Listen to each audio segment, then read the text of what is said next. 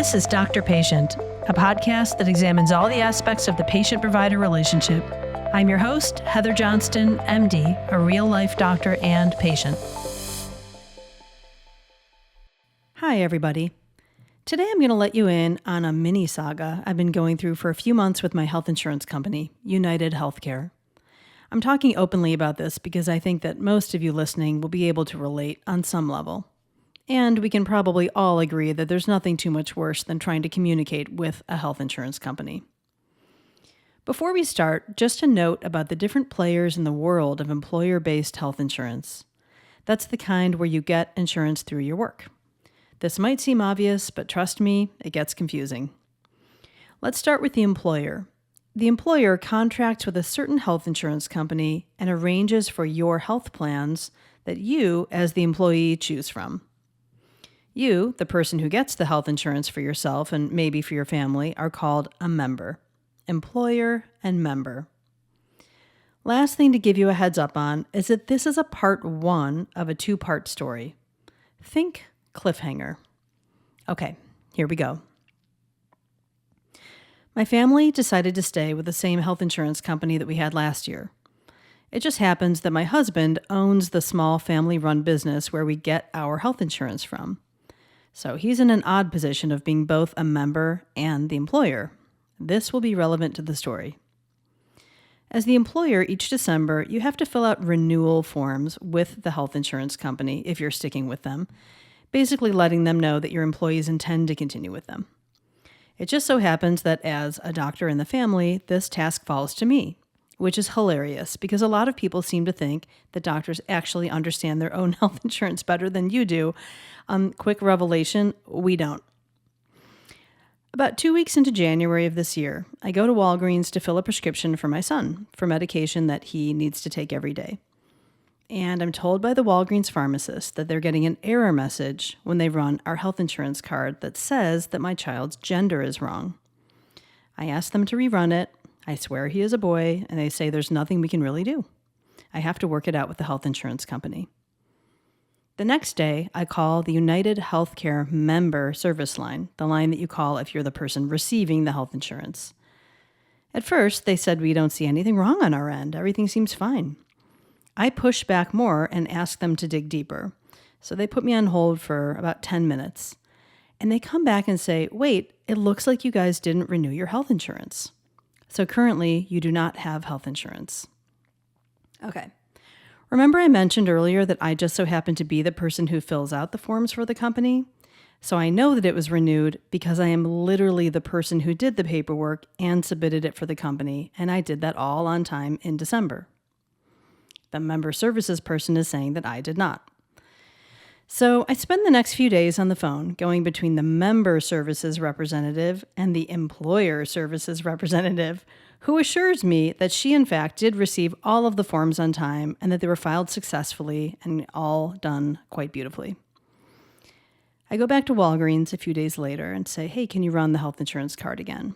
And this time, the error message is that my child's birth date is wrong, which we now know is a crock of you-know-what, and it is United Healthcare's way of saying that things are not yet fixed. But now we're starting to get to the point where my kid's about to run out of medication.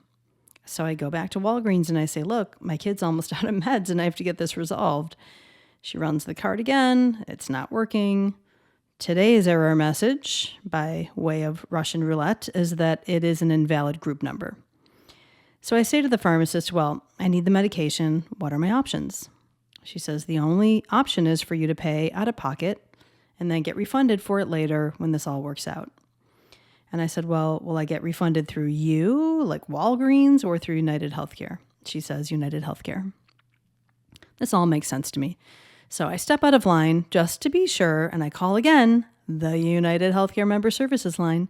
I say, hey, this is what the pharmacist is telling me. Is this accurate about getting refunded? And they say, yes. Since we still haven't fixed the problem, you'll get refunded for that when it's all worked out. So I go back to the pharmacy. I say, great, I will take a 1-week supply, please, which at 2 pills a day is 14 days. The total is $108 plus change, which is a lot, but I go ahead and I pay the $108 for 14 pills. And yes, there will be a future episode on drug costs. I take the medicine home, and great, my kid's happy, it's all good. I will not go into the 3 more phone calls I made to the United Healthcare Member Services representatives to ask if things had been resolved and was told that they were not. But about 3 weeks later, it somehow gets worked out. No one calls or emails me about it or anything. I just happen to be in Walgreens for something else. I check in with the pharmacist, who's pretty much becoming a close friend at this point, and I say, please, can you run it again? And yes, it goes through. So I say to the pharmacist, okay, well, now I guess I just need the rest of the prescription. At 2 pills a day for 30-day supply, that's 60 pills, minus the 14 I've already paid for. She says, got it. I pick it up the next day, and after I'm already home and I open the bottle, I see that there's actually 60 pills in the bottle, not 60 minus 14. And I think, well, at this point, I'm just going to leave it because my blood pressure honestly can't take too much more back and forth about it. So now insurance is showing is valid. Check. Got all the meds. Check. Now it is time to file for the refund. I go online to myuhc.com. That's for myunitedhealthcare.com. I go to the claims tab, find the correct form for reimbursement. I download the form, print it, fill it out, and then scan it. And I scanned the Walgreens receipt showing that I paid $108. I even scanned the screenshot that the pharmacist had taken on the day I paid, proving that they could not run the insurance that day. And I submit all that. I go off, live my happy life, and 3 weeks later, I get a letter from Optum, which is United Healthcare's partner company that handles, among other things, their drug program. And the letter says the claim has been denied. And the reason given is, quote, prescription filled too soon for payable benefit, end quote. This is what they say when you fill a prescription and then you go back too soon to get the next refill. Like if I go every single month to get a prescription, but one time I go 15 days early, they'll say, well, probably, quote, prescription is filled too soon for payable benefit, end quote, and they won't cover it.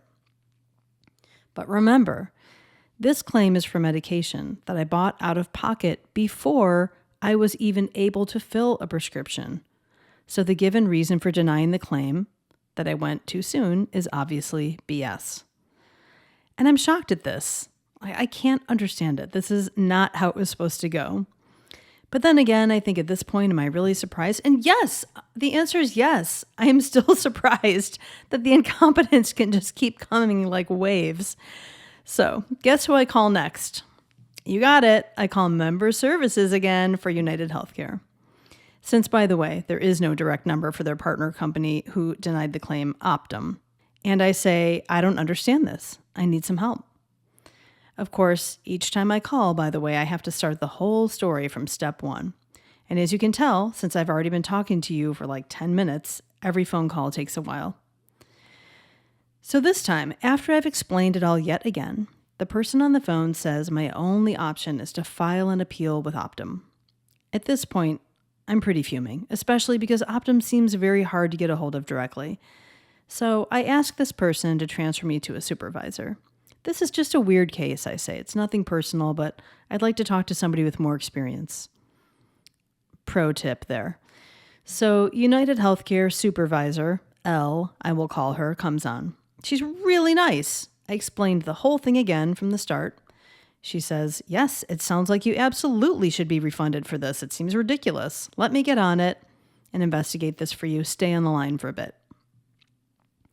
She comes back about 7 minutes later and says, okay, I think I see what some of the problems are. It might be related to the fact that when you eventually went to get the rest of the prescription filled, Walgreens gave you the whole 60-pill, 30-day long prescription.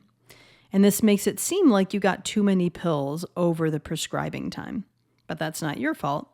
So she says, what I'd like you to do is send me an email with all the pertinent information, all the scans, all the receipts, and I'll work on this for you. So nice, right? Oh my gosh, I'm thinking, this is great. Yay, Supervisor Elle. She is on it. A few weeks go by, and I haven't heard anything. So I email Elle. Hey, I haven't heard. I'm just checking in, how's this going?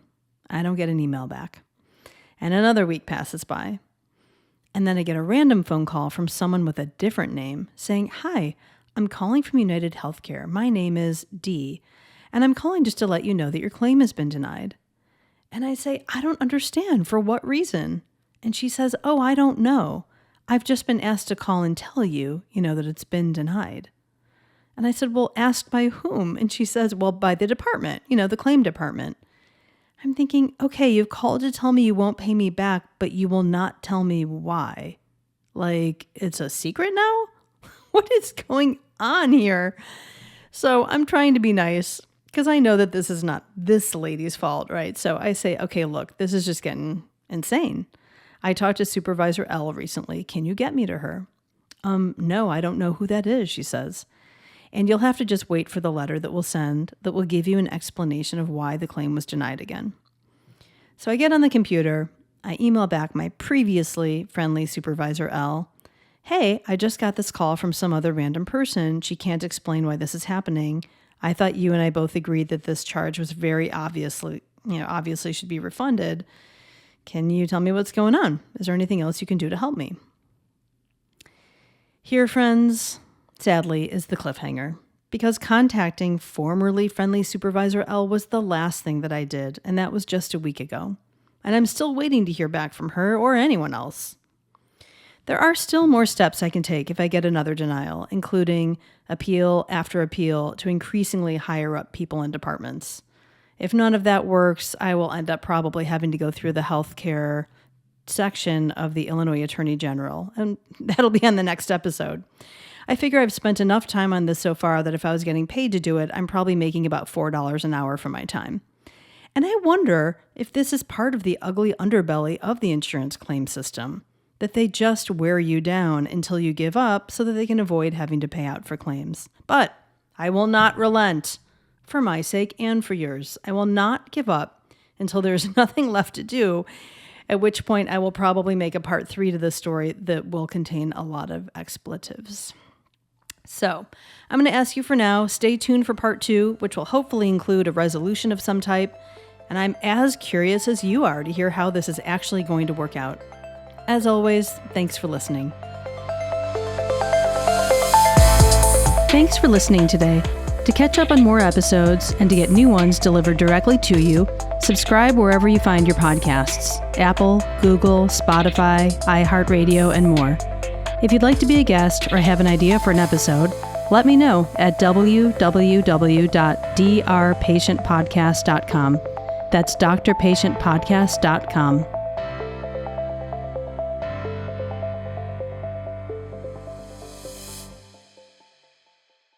Here's the disclaimer. Even though I am a doctor, I'm not your doctor. These stories, my comments, and all discussion is purely reflection about what's working in the healthcare system and what isn't. Don't use any medical information that you hear in these episodes to diagnose or treat yourself. If you have a question about your health, get in touch with your doctor or local health clinic.